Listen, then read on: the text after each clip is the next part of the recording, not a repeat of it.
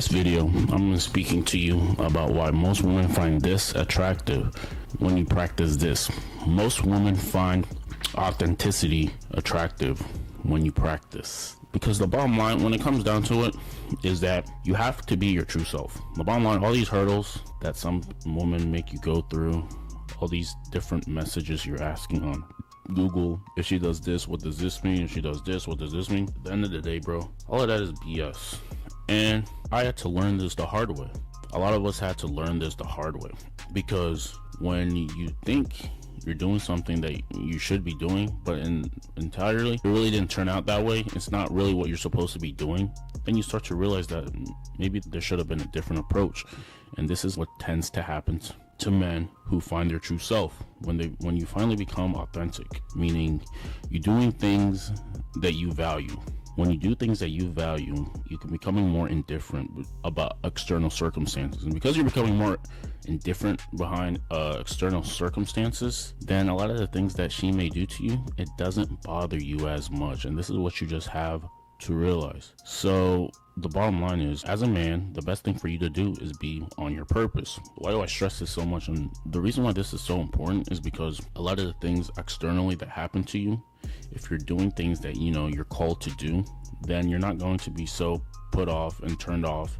You're not going to be so sad if some things don't go your way, because you're doing things that you're supposed to be doing. Does this make sense? So this is some of the things that you got to realize when you go through a lot of these different hurdles in life. This isn't what the next content creator is going to tell you. They're not going to tell you this life advice. They're going to tell you everything that makes you look good on the surface, but deep down there's demons that they're fighting. These are some of the things that separate me from other content creators, because a lot of them are going to tell you things that externally that you should work on, like your looks, your money, and your status. But when it comes down to it, those are all external forms of validation. When it comes down to it, you have to work on your internal. And a lot of these guys beat their chest about all these different things that they've accomplished and all these different things that they have on the external. A lot of them have small insides. They don't have big value inside. So they have to overcompensate with a lot of things on the external. These are some of the things that you got to realize. The bottom line is, when you're on your purpose, when you're doing your true purpose-filled mission, a lot of the external things that happen to you, you're not going to be put off that much. You're on a straight and narrow path. So this is what you have to realize. You have to stay true to yourself.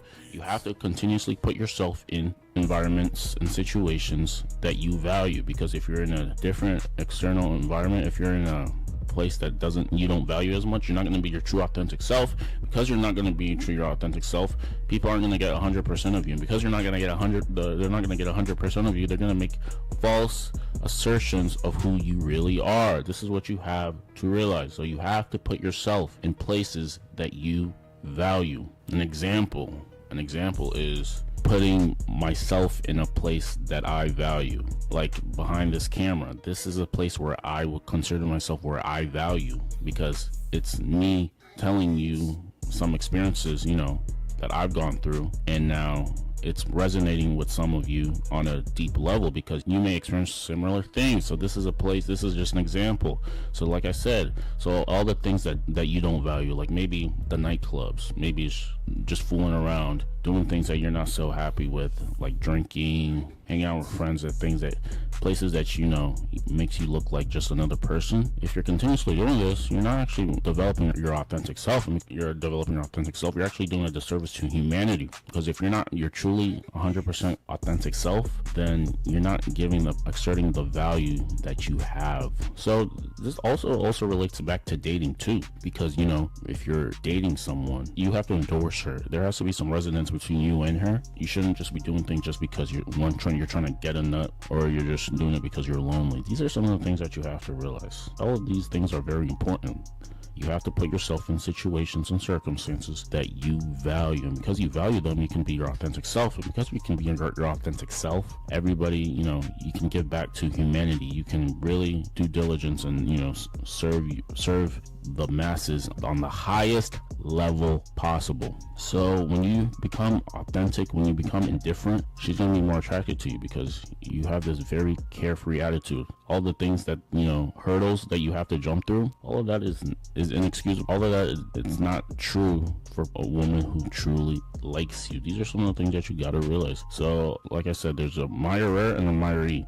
If she has the power in the relationship, if you're the one who's trying to impress her, and really it's never going to go anyway how you plan. So there's all these guys saying like, oh, they're not that attractive, the woman you're dating is not that really attractive. When anybody who's been like in a real relationship realizes this, attraction isn't 100% of it at all necessarily. It really comes down to, does she respect you? If she respects you, then everything's fine. But if she doesn't respect you, if you're constantly trying to kiss up to her, she's constantly threatening you, she's constantly just making a mockery of you, and sometimes people take it as a joke. She doesn't necessarily respect you.